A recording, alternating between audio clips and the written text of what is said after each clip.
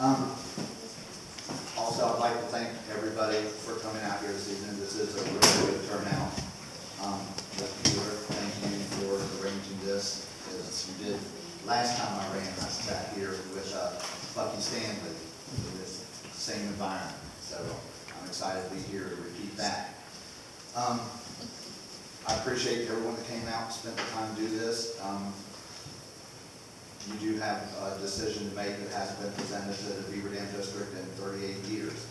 And it's big shoes to fill whoever is fortunate enough to win this election. My name is Andy Schaeffer.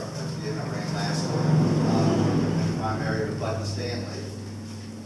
And what drove me at that time is the same thing that drives me now.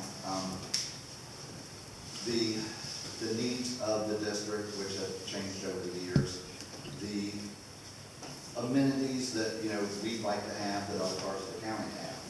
I've lived here in Beaverdam District for 23 years on Parsons Road with my wife Chantel, who's sitting here. My son Kyle, he went through the Hanover Public Schools from kindergarten to graduating high school.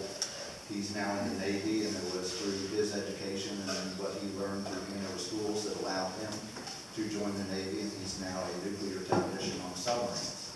So, I fully support Hanover schools and what you can get out of them.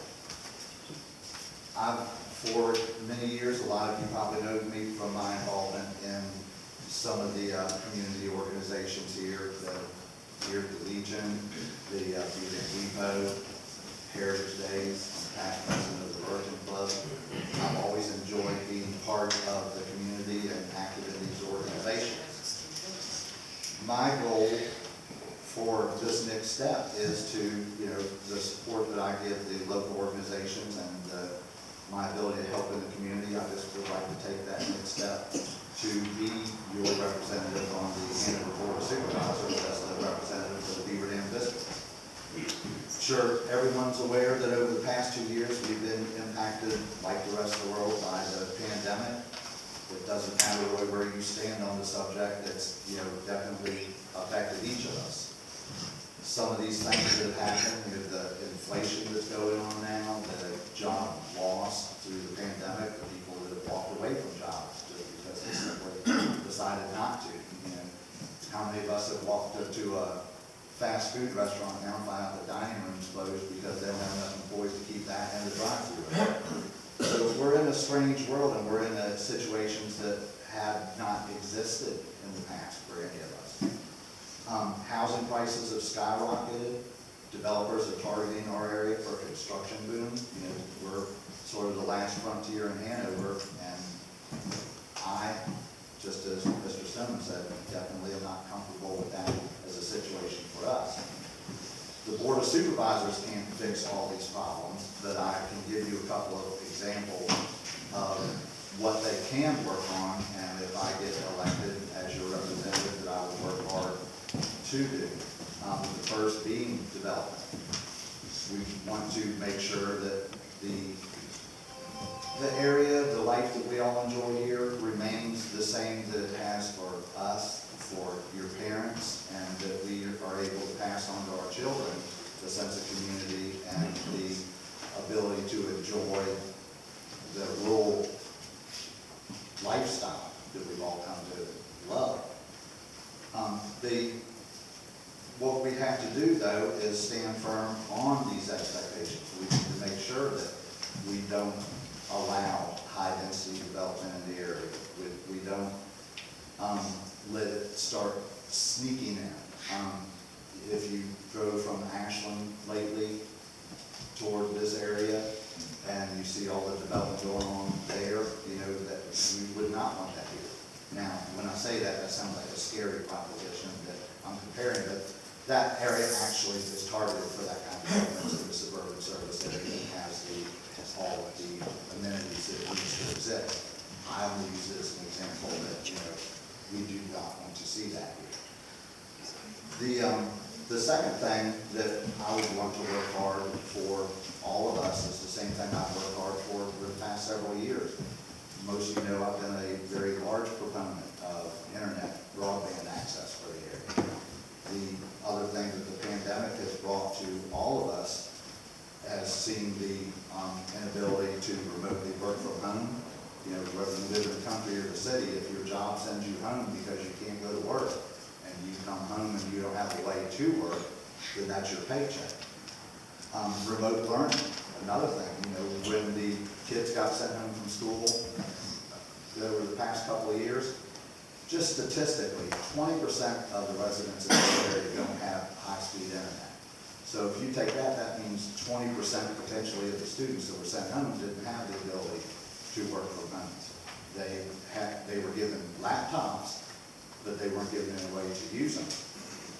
I was fortunate here in this building that I was able to acquire sponsorship from the company I work for, and we provided with Kevin Lather and the Post internet access for students and work from home people that could come up here, park in the parking lot, and use the building. These are the kind of things that were illustrated by the pandemic and the needs for broadband in our area.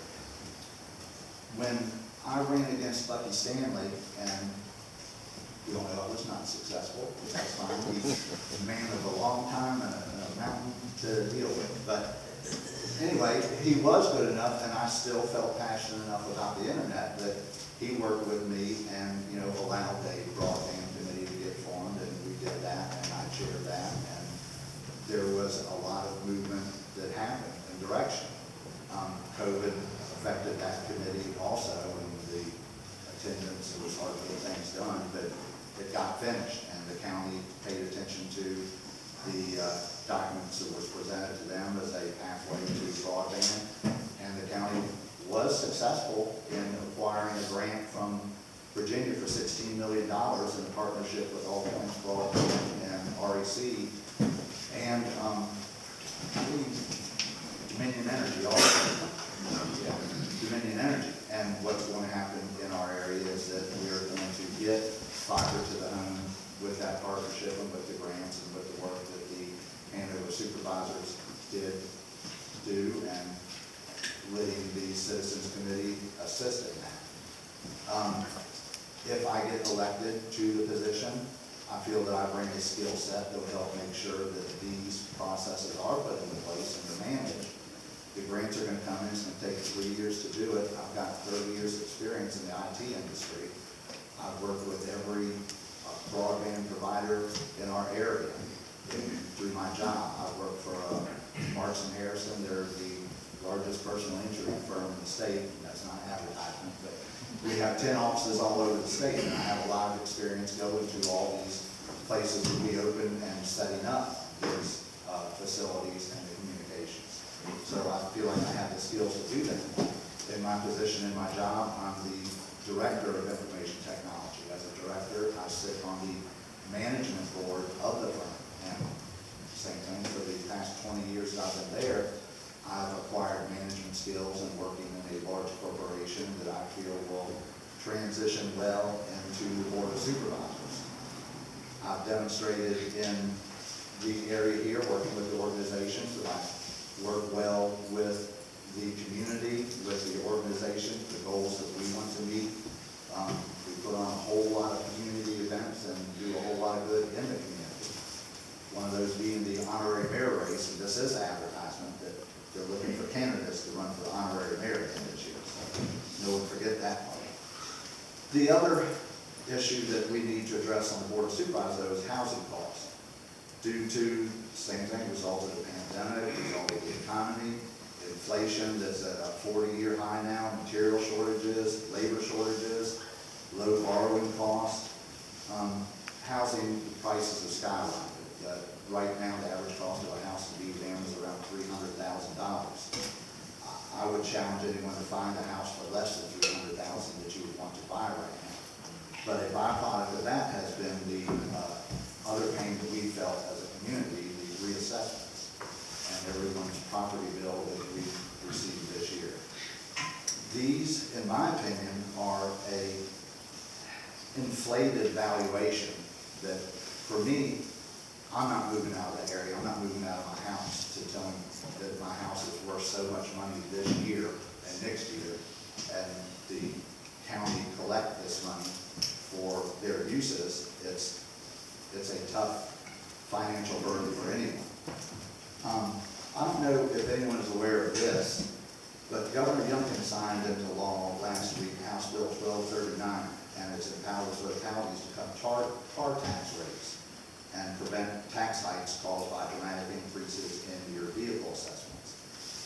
Governor Youngkin did this bill because he recognized the challenges faced everyone now. Used car prices are way inflated, new car prices are inflated, and we're getting the tax bill based on that inflated value.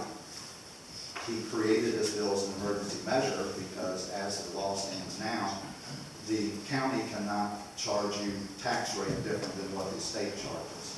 Under this bill, a county can charge any tax rate they want as long as it does not exceed the Virginia rate. And in that, that means that the tax rate that they could be charging us now would be lower to help alleviate the imaginary value of your vehicles. Governor Youngkin did this bill just as an emergency act. It's only good from 22 to January 1st of 25. I've looked at the Board of Supervisors budget proposal and tax rates, and there's no change in the personal property tax rate, so Hanover is not going to take advantage of that, at least this year, but we only have 2 more years to do it.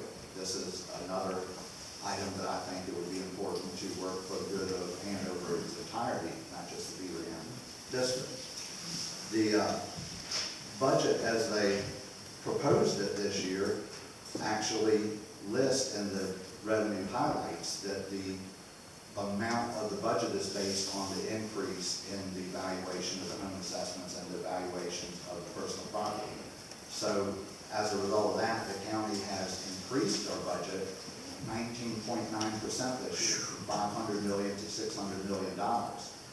I looked at some of our neighboring counties to see what they've done in the same scenario, the same valuations, it's not the same tax rate. We'll say Hanover does have the lowest tax rate of any of these counties, but that's just a measurement tool. Henrico reduced their real estate tax by 2 cents and had an 8.1 budget increase. Chesterfield County reduced their real estate tax by 3 cents and had a 12.1 budget increase. Louisa County had 11.2% increase, and Goochland County actually decreased their budget 12.5%. So all of our neighbors did not increase their budget over these windfall tax returns, except Hanover County has been practically a 20% increase in the budget. Now, a lot of these increases are due to the school construction that's going to happen and some of the other construction. How many here are aware of the Montpelier Library that we're talking about constructing now? That is something that was proposed 10 years ago for $5 million, and now it's at least $10 million, and it's probably going to be more. I had a conversation with unnamed county staff last week and asked them the same question. I said, do we think this is a good idea to build a library? I'm not saying we don't need the library. I'm saying is it a good idea now to take this money when we have exorbitant material costs, interest rates are going up, the labor costs, if you can even find the labor, we're going to build a building that we're going to pay a lot more than we need to pay because the county feels like we need it now. These are some of the things that I just wanted to point out that I've followed this for a long time. I'm educated on the process. I think I have a good grasp of what's going on. These suggestions I'm making are pipe dreams for me, but these are the things that I'd like to work for as a representative of everyone in this room and everyone in Hanover County. Again, I'd like to thank everyone for coming out here and listening to me this evening. I hope you have some good questions coming up after this, because I have so much more I want to say. Thank you. Time is set for 2 minutes for the answer. We'll start on the front row here. Please raise your hand if you have a question. Any questions on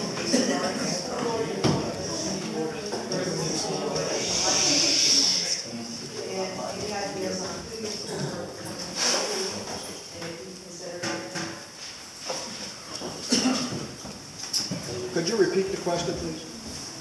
School board appointments versus school board elections, and your feelings on the topic. All three. I'm asking this first.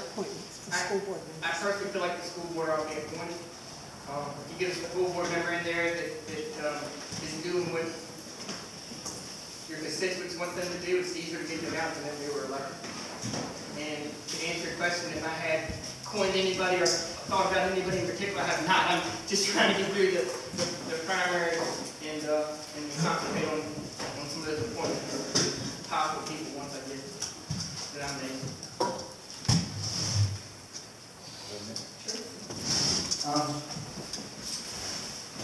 Personally, my feeling is I would rather see an elected school board. That's my personal feeling. As a representative, I would have to lean toward whatever the constituency wanted. But the school board, well, I'm just going to Beaverdam.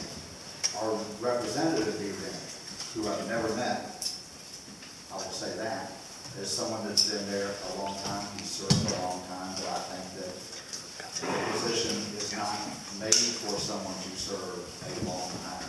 I think it's someone that needs to be in the school board that has skin in the game.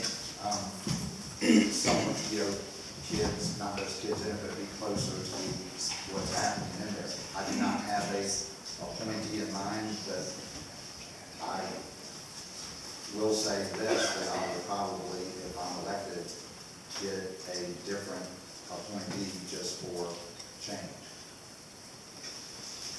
Well, Hanover is one of the few counties that has the opportunity to appoint the school board.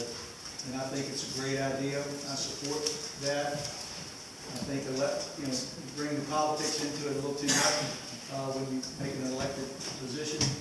I don't have anybody in mind, but I would certainly vet everyone. And I know John's been in a long time. He would be someone that I would, definitely be interested in. But I would be interested in asking tough questions because I want to make sure that their values align with mine. And even though they have a little bit of an autonomous position, they still, their job is dependent upon board supervisors. So I think it's important that we do everything we can to keep that as an appointed position.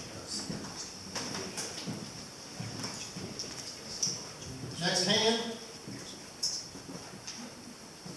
There you go. Recently, Virginia passed a law that made school lunches free for schools, and I was wondering, maybe this expires, would you make this a rule in Hanover County to make this available to children? Direct all three, by the way.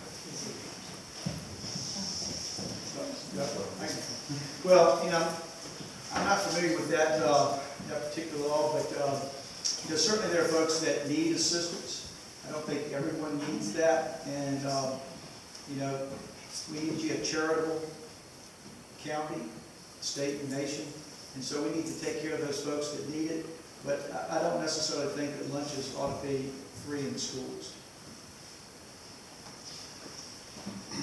I'm also unfamiliar with the law. I honestly do not have a problem with the school supplying the lunch to the children that are there. And I'm going to preface this with a short Andy story. But I grew up with a single mother, 4 kids in the house. I don't know how she did it in the 70s raising us. We were poor, but we had no money. I don't know how she paid for our school lunches, and typically she couldn't. But even with her low pay, she could not make enough money to qualify for assisted lunches. That was a large burden on her. So to me, from experience, being poor has many meanings, and being singled out for being in that situation has many meanings. So there's a large percentage that are already supported by those programs, and I'd be fine with it being a fully funded program. I'm not aware of that law that just got passed. And I don't know that I have a position one way or the other. I'm happy to to get more information, so I can give you an honest, straightforward answer on it. And if you'd like to give me your contact information, I will gladly look into it and get back to you on that. All right, somebody else raise your hand. You guys are awful quiet, that scares me. Ed Goody. I can't be involved, I'm in the planning committee for the firehouse primary. Pardon? I cannot be involved, I'm on the planning committee for the firehouse primary, I'll be an officer there that day. Okay. That was Vernon's hand. Oh, it was Vernon's? Vernon's hand. I don't know. I would like for each one to comment on their thoughts concerning the proffers.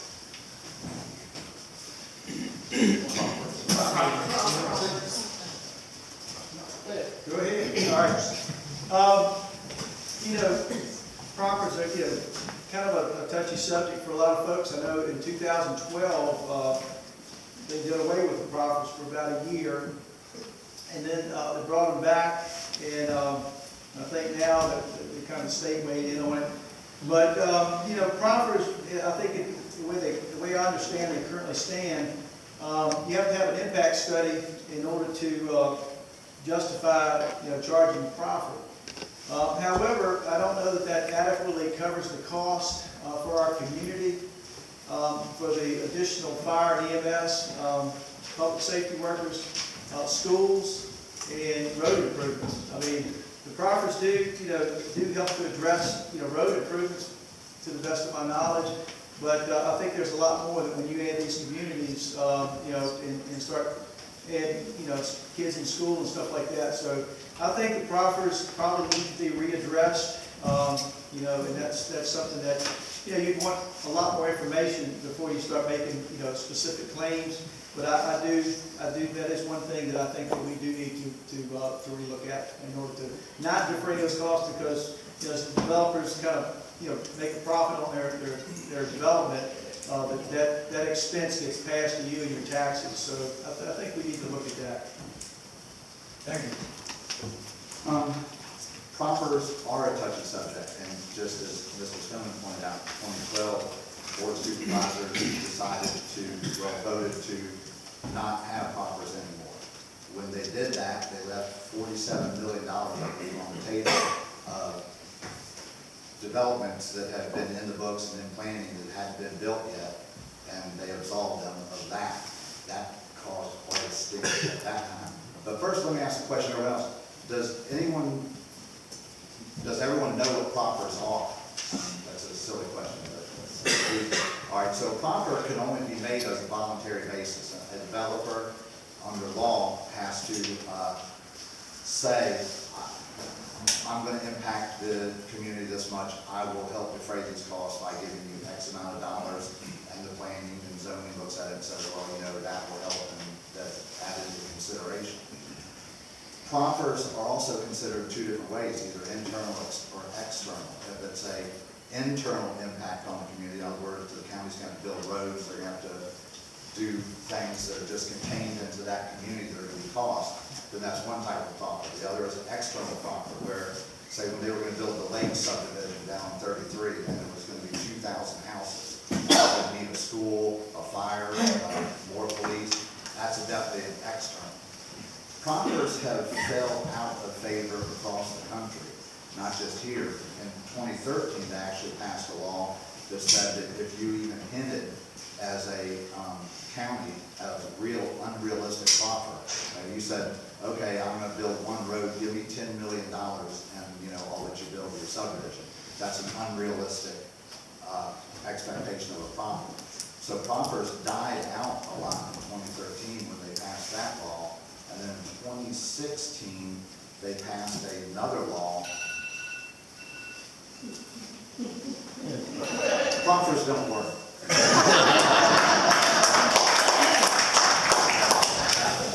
I do have information on proffers. And just to be, let's get this thing started.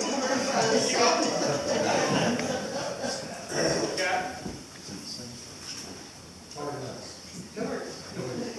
So, Hanover County didn't completely eliminate the proffers. They had to reduce them. They had to reduce them because they were forced to by the state.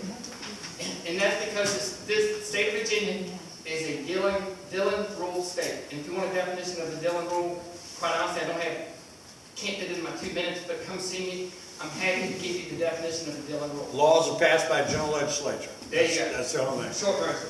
So here's the short version on the properties. Hanover County had properties. They had to reduce them because they were forced to by the state of Virginia. Your two representatives, Buddy Fowler and Ryan McDougal. Buddy Fowler voted for reducing and eliminating or reducing the properties. Ryan McDougal voted against them. Buddy Fowler voted twice to have them reduced. So if you have a problem with the properties being reduced, almost eliminated, I think Dale Alderman's still in here someplace. And if Yeah, she, I'm right here, Laura. more well, I'm sure she'd be happy to talk to you about talking to Buddy about the fact that he was one of the ones that voted for reducing the properties for Hanover County. Believe me, I'm texting them. Major, do you have a question? Yes, sir. How many school board meetings have you attended this year, and how many have you spoken before?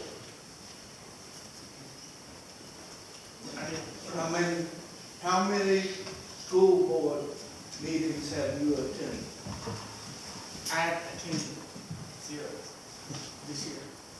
I've virtually watched 3.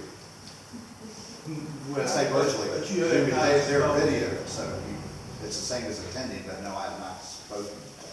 I've not attended any either. And for those of you who have tried to attend, it was surrounded by pink hats, and you couldn't get in the building to save your life. So it made it impossible for a lot of us to get there. Michael Hirschberg, you got a question? I sure do. What a coincidence. Thank you very much, Mr. Keegan. Whether you like Mr. Axel or not, Mr. Axel has a fantastic conservative voting record on the school board. He's been very consistent, voting with conservative values in the last 4 controversial issues. So my question to you is, for all 3 of you, will you commit to taking a position this evening on supporting a member of the school board who will work to stand against the ACLU and former Governor Ralph Northam's BBOE policy, which forces radical left-wing agendas into our schools, as Mr. Axel has already done. Thank you very much. Bobby, you want to start on this one, or? I haven't started one yet.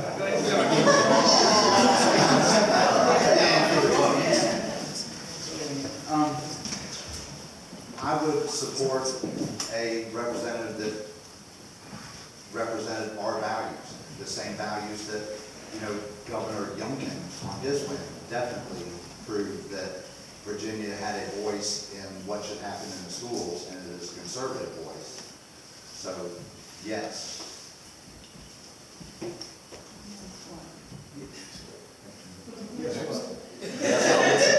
I would support a nominee or appointee for the school board that represented the conservative values that is Hanover County.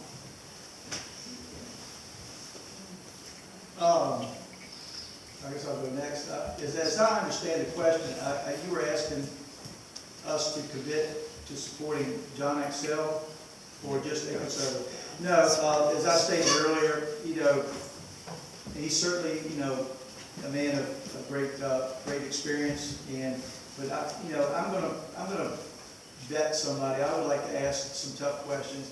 I want them to definitely have a backbone and stand up against the radical left. We can't allow that into our schools. We have wonderful schools, and we have to do everything in our power and appoint the kind of folks that we know will stand up and say no to those folks and not give in. And I know it's a lot of pressure, and the threat of the ACLU and lawsuits can cause somebody to buckle at the knees, and we can't have those kind of people in there. We've got to have people that have proven that they will stand up. And so, that's where I stand on that. It's an all or nothing. Mike, was it a question of John Excel question? Or? It's not a John Axel question. Okay. It is, Mr. Axel has stood up for Okay. conservative values, including standing up and voting against the VDOE, the gender I'm identity, asking if you're support of a conservative representative on the school board. who will stand up and not back down Yes. to the ACLU and their radical left-wing Governor Northam VDOE agenda items. Yes, I will support a conservative. one. All right. I think what Michael and I both feel is we need warriors. We don't need any squishy folks up there at all. We absolutely need warriors to save this country. So, somebody in the back got a question? John? Yeah, I have a question that's open to all three candidates, with some concern and mailing that I received 3 weeks ago. My question is one of overall ethics, which I feel would be telling in assuring us taxpayers that the decision-making process of the elected servant is above the darker side of politics on the many issues being discussed here tonight. So please speak to why you should or shouldn't have an ethics concern regarding the mass mailing of March 22nd, calling for recipients to lie about their political affiliation on the Republican primary loyalty statement in order to assure a favorable outcome for a particular candidate. In this case, it was Mr. Manola. And in that process, deny fellow Hanover Republicans the right to determine their candidate for November. So can you or we ignore a decision to either remain silent on this letter that went out apparently to the whole district, or even possible foreknowledge of it, given our whole election process has been tainted by so many recent revelations. So is this an acceptable standard of conduct by which our local government should do business? Thank you. I'm gonna leave that short and just a little bit.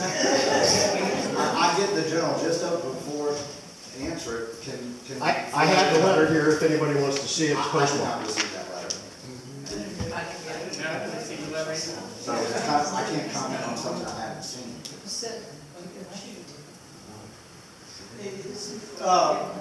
You know, I can only speak for myself. As a conservative and a Christian and a principled man, you know, I could not condone lying in order to affect a favorable outcome, even if it was for myself. And so, yeah, I mean, I don't, you know, like I said, I can't speak to who or anybody like that. I can only speak for myself. And I would be appalled if anybody in my campaign or any of my supporters put something out like that. You know, I would have to condemn that kind of behavior. John, I'm happy to address you on that letter. I have not seen the letter, and it came out as a representative. It did not come from my campaign itself, so. It's been out for 3 weeks, so I'm just wondering why you haven't said anything about it. I haven't seen any public, I mean, they went out to the whole district. Okay, but that's fine. Again, I'm happy to discuss it with you one-on-one. Well, I'm not the only voter here. Okay. There's a whole lot of other voters here who are, you know, Republicans, members of the Republican Party. And this, you know, is a real problem to have someone openly suggesting that people, Democrats, Independents, cross the party line and lie and signing a loyalty statement in order to change the outcome of a Republican primary. Okay. Isn't that an important issue? Worth answering. I'm not aware of what all was in the letter. I'd be happy to look at it, and if there's anything that I can address, I'd be happy to address it. I don't want to take up any more time from anybody else that's in here on this, but I'm happy to talk about that one-on-one. If I need to address anybody else further, I'm glad to do so. Do you think it's ethical to cross lines and sign a pledge saying that you're going to vote for the Republicans when you're really a Democrat? Can Do you feel that's ethical, Robbie? I don't understand what you're asking me. So, again, I don't take up anybody else's time if I have questions. Yes or no? Do you Again, think it's ethical for Democrats to vote in a Republican primary? again, friends, I'm happy to talk about this one-on-one with your project. You obviously do. Thank you. Nancy Jeff, next question. I would like to follow up, I'm sorry, Nancy, on what Rob was saying. Ed, or you work with the electoral board. The Democrats are having a primary, right? No. No, there is none. No, they're not. No, They're not. Okay, I was just curious. They're not having a primary. Dale, we put enough time on I that. just wanted them to know Right now, that so let the it rest. Democrats might be voting in their Nancy. own election, but they're not. That's all. Just clarification. Nancy Jeff. I just wanted to know what each one of your opinions are on mandates, like vaccine mandates or mask mandates in our schools and businesses and in general. Andy, you want to start since you haven't been starting? I volunteer to start one of them, I That's fine. Honestly, I really wouldn't want to comment on that because the mandates would come from the federal level, from the CDC. It's not something that the Board of Supervisors would be able to either fight against or support. That would be something that would come from a higher level than us. So even if I did or did not support vaccines or mandates, I would have no bearing on the decision for what happened in the schools. I was just asking what opinions were, not whether you could actually. Well, for me, I've got all my vaccines and my booster. I support vaccination. Do you support making other people get vaccinated and wear masks? I support my ability to make my own decision on what happens. I think everyone should have the ability to decide for themselves what's going to happen to their body. Okay, because a mandate is when somebody else tells you. I understand, but what I'm saying though is that the mandate comes from a higher authority than the Board of Supervisors. So even if I told you I'm 100% against vaccines or mandates, that would have no effect on who gets mandated or not mandated for vaccination. I think I stated it pretty clearly, earlier when I gave my stump speech. I'm against government intrusion into our liberties. And the mandates, I think, are an intrusion. I think we did pretty well in Hanover during the pandemic. Folks exercised their free will. So I'm against mandates. I'm also against mandates. I feel like everybody ought to make their own, do their own research and educate themselves and make their own educated decision what's best for them. Here, here. There was a lady that was right there. Yes, ma'am, with your hand up. My question would be for your opinions on CRT. All three. Yeah, and also kind of to follow up on the one about the ACLU. If this happens, I mean, are you going to stand up to the ACLU and go to court if necessary? Nice, sir. I am totally against CRT in schools. I think it's got Marxist roots. It divides our children, and it basically is bad for our schools. It's bad for our children. And yes, I would stand up and vote no and be willing to go to court to defend my position. You've got to take a stand, and there's a price to pay, and there's a consequence, but some things are worth it. And I think where the CRT is going to take this nation, it's a stand well worth it. Who's going to be next? I'm against the critical race theory myself, and would also stand up to the ACLU. I do not support being taught in schools. That is a reflection on the principle itself, and I don't think school is a place to be teaching our children the thought process associated. So, and yes, against it, just as many Virginians have already expressed. All right, there was another lady who, yes, ma'am. Yes, this is a question, I guess, for all three. And I don't know if there's that much information about this yet, but we live at the other end of the Beaverdam District. It feels like we drove forever to get here. And I know that you three gentlemen are more from this end, but I know that you would be serving the whole district, and I'm sure you would all serve it very well. But I just wondered if you had any feelings about growth in our end of the district, because we've just recently seen 3 different zoning signs pop up.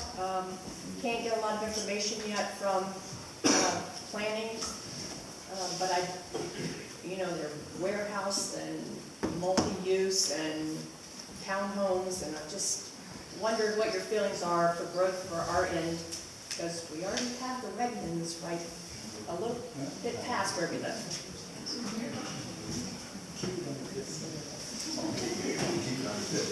I'm going to go first on this.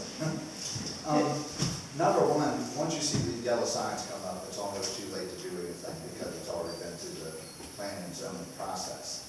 I will say that if you go regularly, and I do this, on the planning website for Hanover County, there's a track it app that allows you to look at the whole map in GIS, and it's coded in yellow and blue of what's just registered to be decided.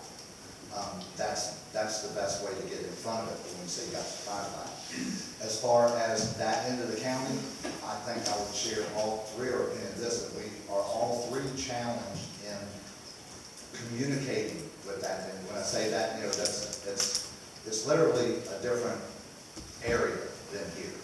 It's also targeted, though, the same as we are here. If I get elected supervisor, one of the things that I would definitely 100% do is I would want to hold town hall meetings and make it, we say drove forever, in the east side of the district and the west side of the district, and be able to not only inform the constituents of what's happening, but listen to you tell me these concerns. Because again, I completely agree with you. You drove a long way to get here to talk to a bunch of people you don't even know. So, yes. Does that answer your question?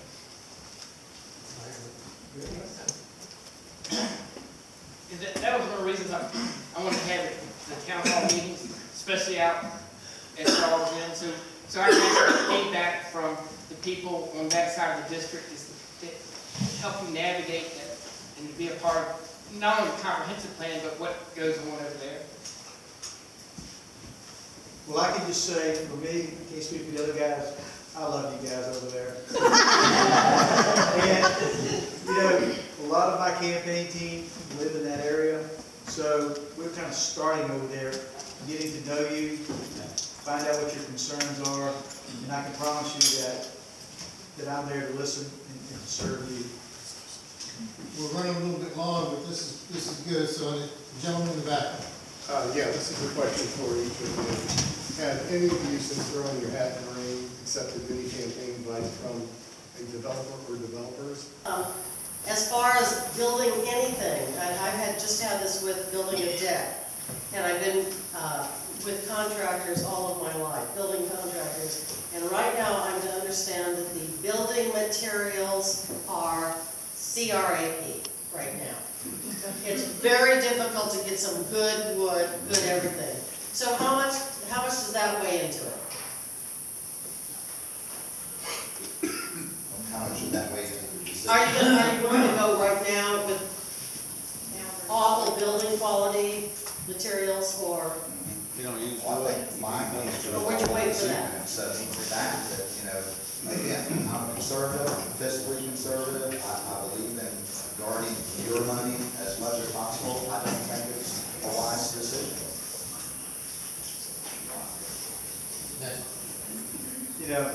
Like I stated, we don't know what the future's going to hold, and so postponing a project like this, it's possible that our building materials will get better, the cost will go down, the economy will come back, but we don't know that. So, I can't say that waiting is the top priority for me. I agree with Jeff on that. I don't know if the lighting's gonna change it severely one way or the other. The moderator has a question for y'all.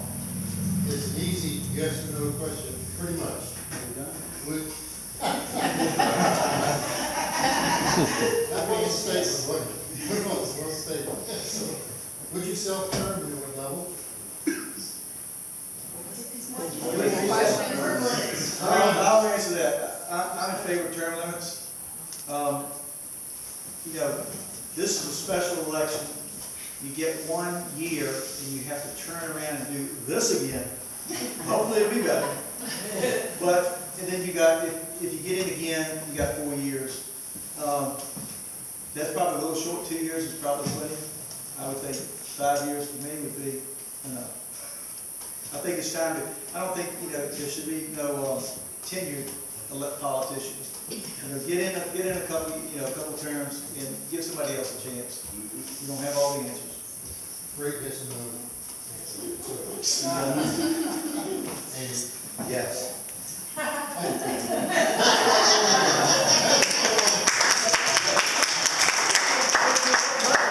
Great question, but to what level? Purpose in all four of you, see? Right. Yes, term limits, yes. All right. Going to the back for a question. He's had his hand up for a while. Corinne, you've already spoken. Let me find somebody who has, gentleman with the hat on. So having been through calling 911 in western Hanover County and getting told an ambulance is not available, but let me try another fire station and oh shit, that one's not available either, and having to drive my wife to the hospital who couldn't breathe. What are your thoughts on balancing EMS and fire on this end of the county? Gentlemen, who's going to start? In the budget this past, for this year coming up, they have 7 firefighters on the budget for Henry District, which is good apparently for 24-hour coverage. It's really just recently came to my attention, the short staffing that is existing here in Beaverdam. I was talking to someone else in the fire department that said that they get caught up because they send someone out for an ambulance call and they have to send a fire truck with it, and then now that station is out because both of these vehicles are gone. Robbie's going to speak more intelligently on this than me with all his years in fire, but what I would just say is this: yes, we need to, as your representative, I would work hard to make sure that our services here reflect the same level of service that are in the other parts of the county. And again, using your example for what you say you ran into, which I don't doubt, and on the other hand, 7 firefighters for the Henry District for one station, you know, there is some imbalance there on addressing needs.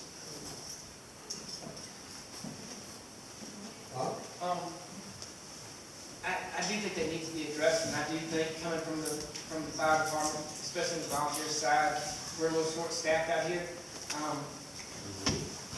That is one of my personal goals, quite honestly, if I'm elected, to sit down with the fire chief and see what we do about getting more consistent service out here in our district. Were you able to hear my answer? I heard. Okay. All right, so I think it's kind of a two-part solution to that. I can't speak to it so well, but just through common sense and observation, you know, just about everybody's short-staffed now.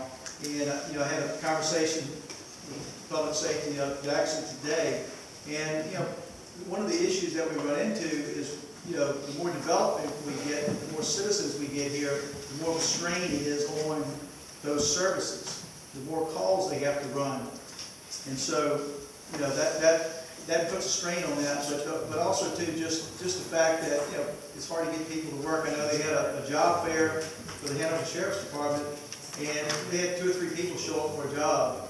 So there's a lot that goes into that, other than just, you know, I think what we need to do. I I think we have a cultural issue, with people not wanting to work, not wanting to fill those positions. And then we also have, a demand load on it, from the higher density you get, and the more demand you have on those services, and the thinner they're spread. So, I mean, that's just my observation of that. All right, I'm gonna do, everybody got a chance on that, right? Because I kind of, in all the excitement, I lost track. I'm gonna do one more question, we will depart. Anybody wants to stay, talk to these gentlemen, you're more than welcome to do that, but do one final question. Let's go ahead and depart then. And thank you so much for coming.